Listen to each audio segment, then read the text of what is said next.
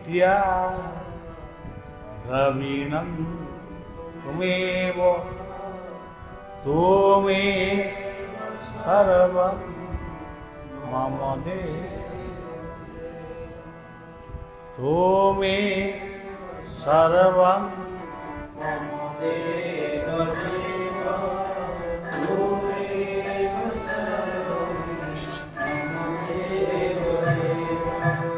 कापन्न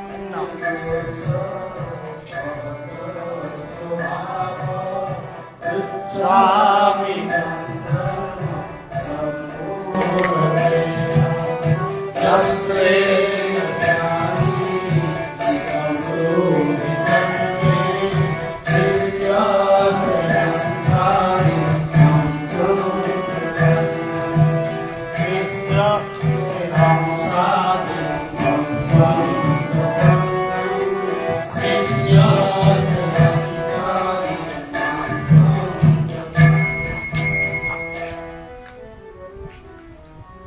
आजिर यही संध्या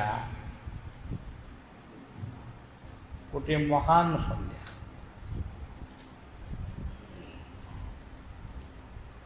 जो संध्यारे आमे समस्ते गोटे परिवार प्रकोष्ठ भितर एकत्रित होइछे किंतु यह एक परिवार पर उद्दिष्ट सत्संग प्रार्थना ये सबू होची विश्व पर उद्दिष्ट देश पर उद्दिष्ट आज होची स्वाधीनता दिवस जहाँ को अगस्ट 15 बोली आमे समस्ते मन रखीछु ये अगस्ट 15 स्वाधीनता दिवस रे आज हमारी देश भारतवर्ष हमारी देश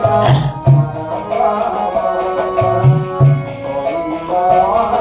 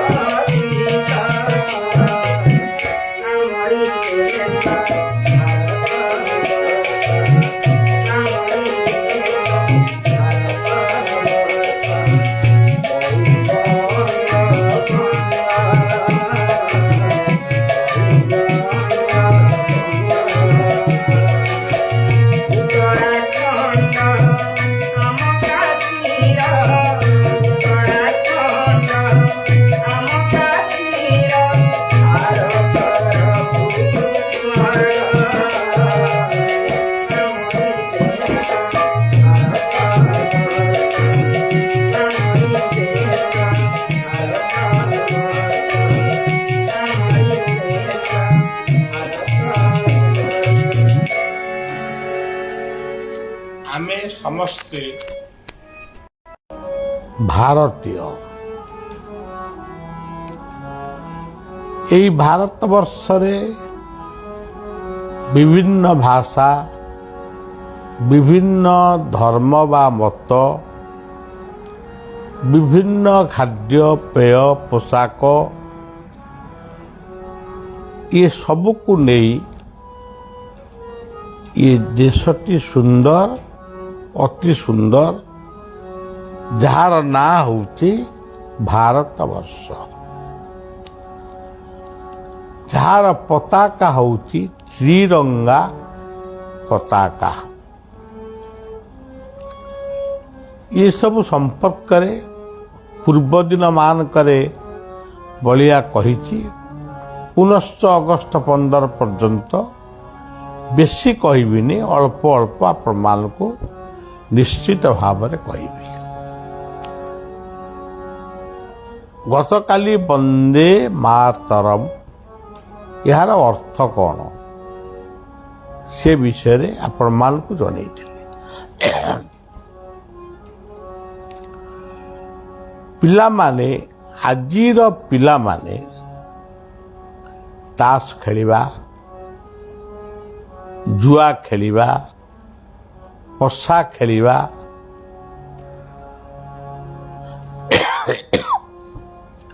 ଏଇ ସବୁଥିରେ ଅତ୍ୟଧିକ ସମୟ ନଷ୍ଟ କରୁଛନ୍ତି। ସେମାନେ କର୍ମ ନକରି ବା କର୍ମର ଅନୁସନ୍ଧାନ କରୁନାହାନ୍ତି, ବା ଯେଉଁମାନେ କର୍ମ କରୁଛନ୍ତି ସେଇ କର୍ମୀମାନଙ୍କ ପାଖରେ ବସି କର୍ମର ନିରୀକ୍ଷଣ କରୁନାହାନ୍ତି। ତାଦ୍ୱାରା ହେଉଛି କ'ଣ? ସମାଜରେ କର୍ମଭୀରୁ ମାନେ ସୃଷ୍ଟି ହେଉଛନ୍ତି ଏବଂ ଯଥା ସମୟରେ ଯଥା କାର୍ଯ୍ୟ କରି ହେଉନି।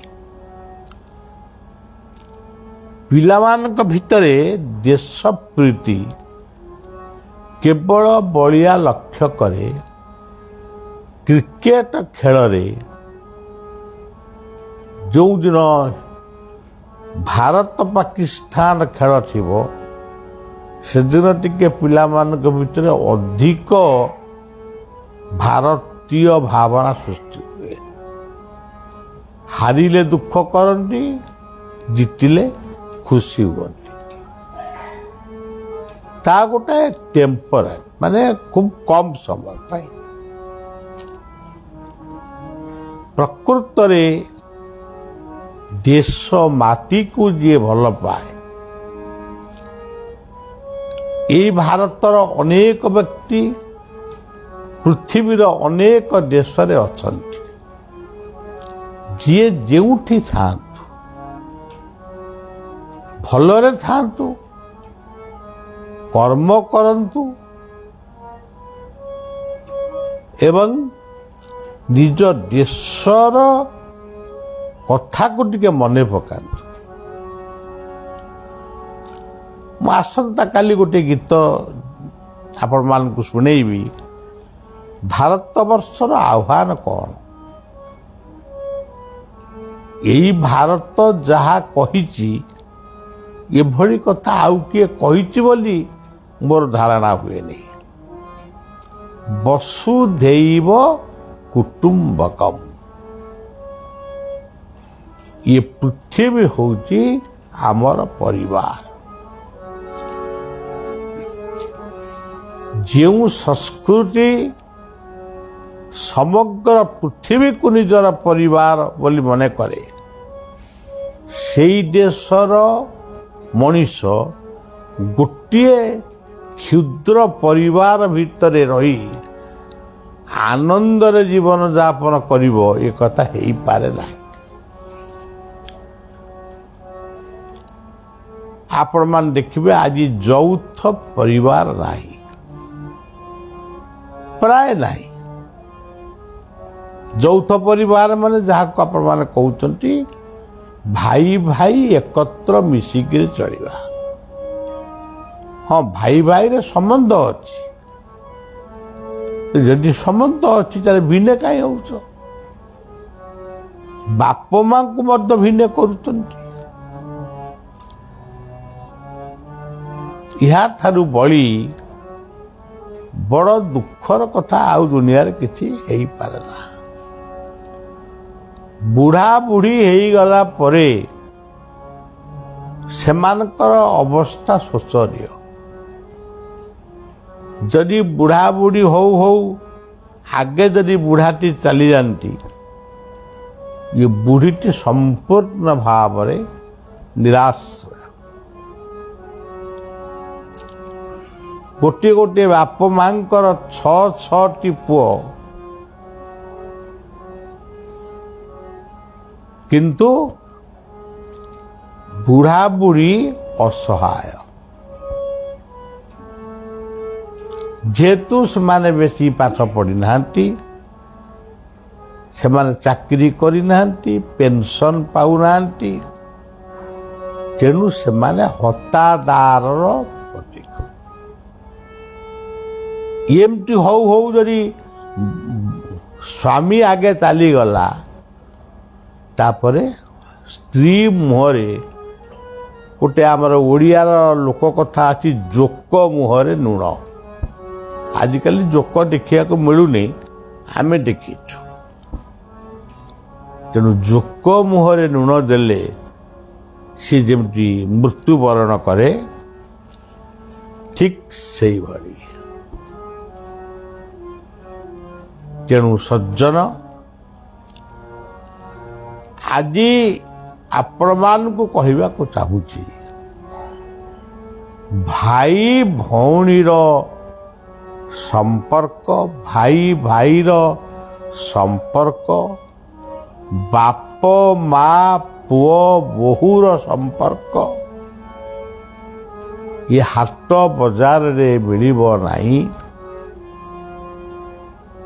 ଥରେ ଯଦି ୟାକୁ ହାତ ଛଡ଼ା କରାଯାଏ, ତାହେଲେ ଏହା ଇଏ ଜନ୍ମରେ ଆଉ ପାଇବା ନାହିଁ।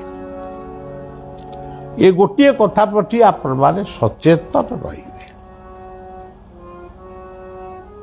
ଭିନ୍ନ ହୁଅନ୍ତୁ, ସମ୍ବନ୍ଧର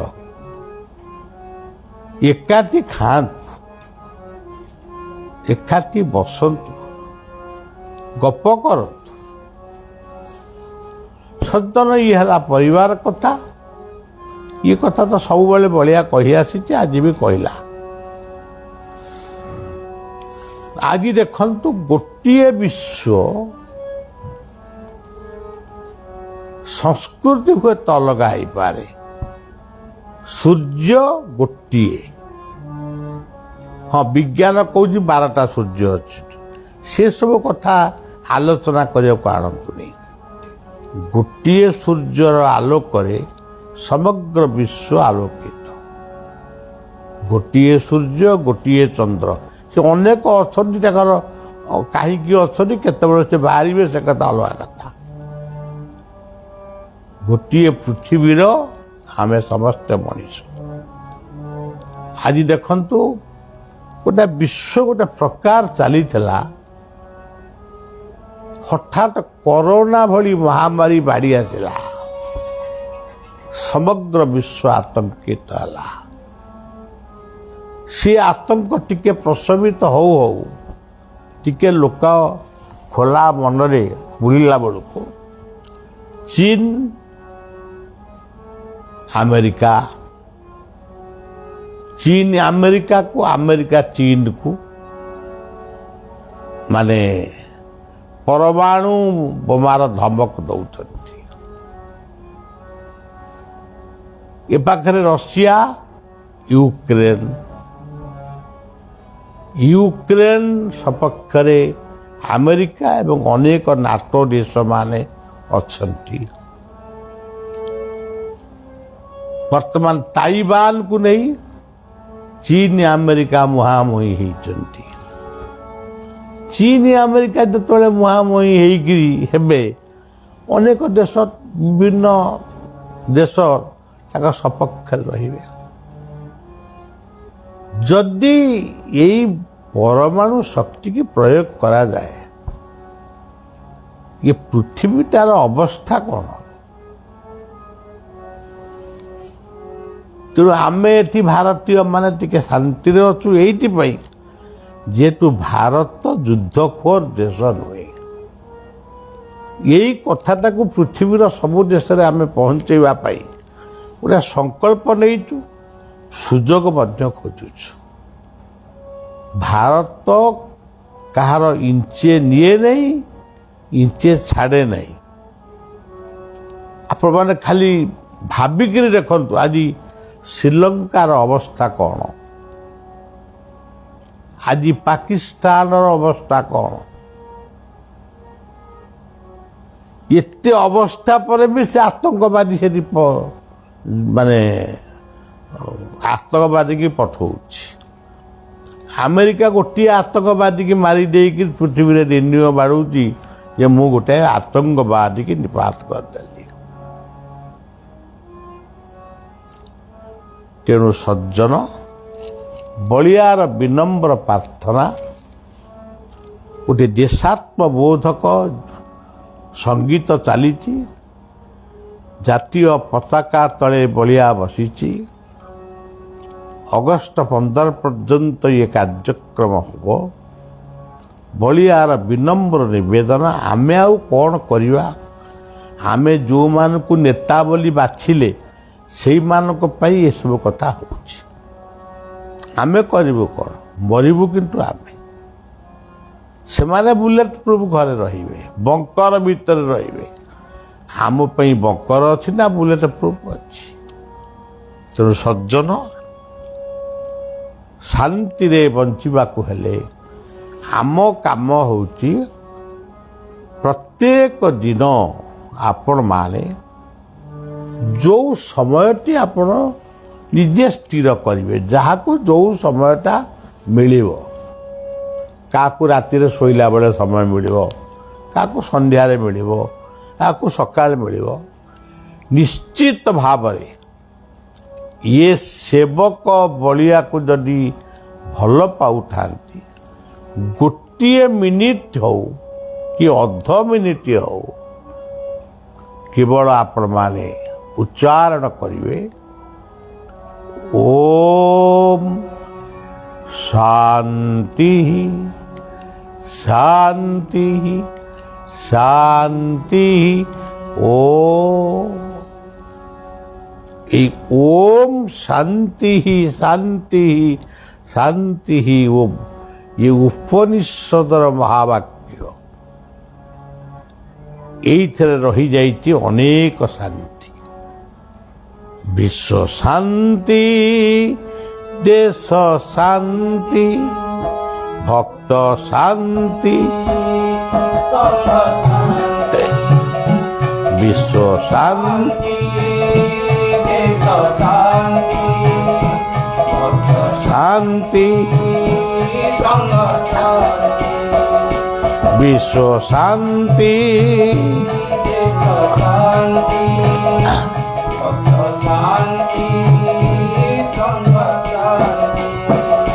ওম ওম শান্তি, ওম শান্তি, ওম শান্তি, ওম শান্তি, ওম শান্তি, ওম শান্তি, ওম শান্তি, ওম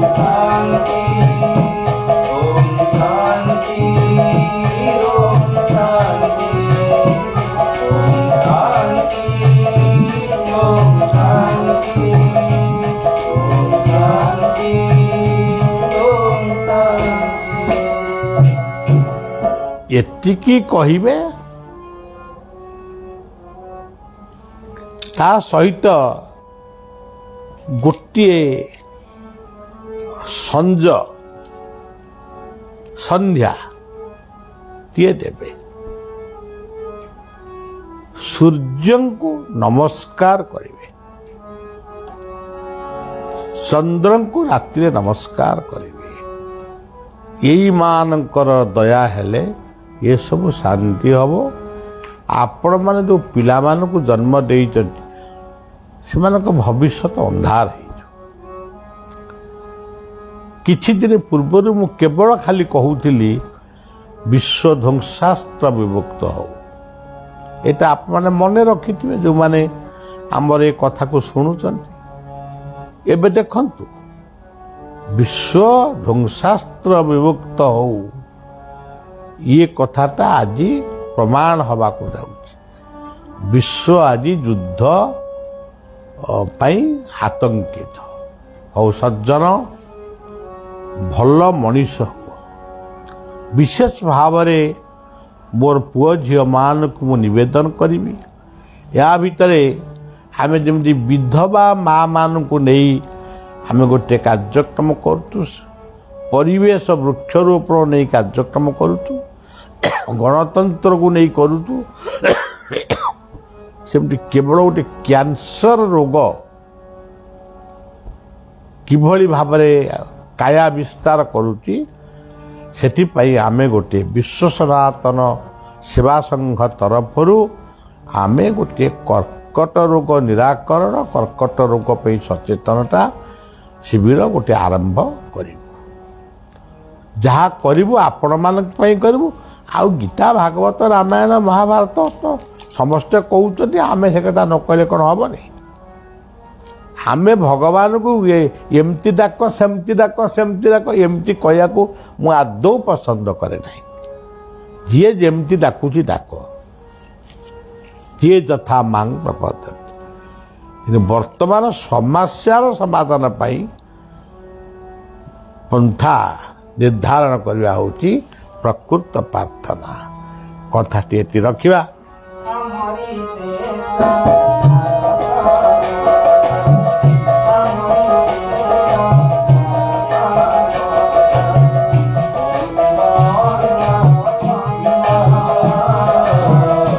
ହରିଗଙ୍ଗ ଖଣ୍ଡ ଉତ୍ତରାଖଣ୍ଡ ଆମ କାଶ୍ମୀର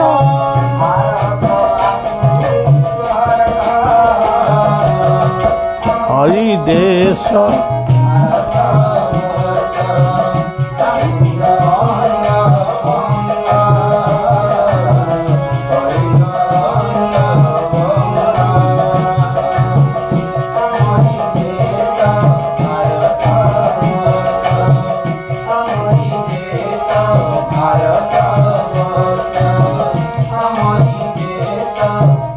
भारत